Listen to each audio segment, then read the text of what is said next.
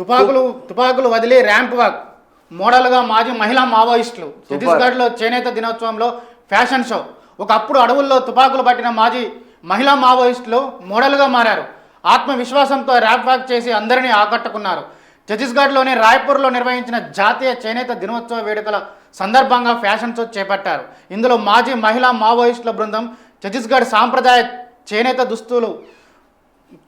దుస్తులు కోసా స్కిల్స్ ధరించి rack walk చేయగా ప్రేక్షకుల నుంచి చప్పట్ల వర్షం కురిచింది. ఒకసారి వీడియో చూసే ప్రయత్నం చేద్దాం.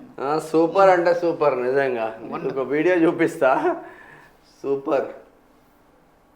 ఇదే ఛత్తీస్గఢ్ లో धन्यवाद देती हूँ कि अपने वेशभूषा बस्तर का और रीति रिवाज के अनुसार वो मौका दिया।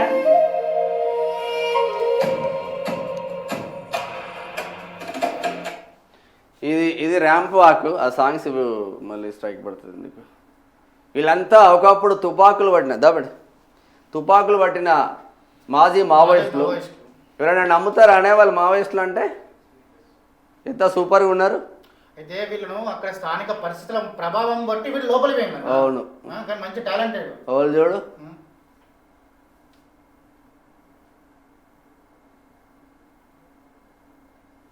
బా సూపర్. సామాన్య కుటుంబాలు పరిస్థితుల ప్రభావంతో వాళ్ళు ఆ లోపలికి వెళ్ళి కానీ వాళ్ళకి అవకాశాలు ఇస్తే అద్భుతం సృష్టిస్తారు.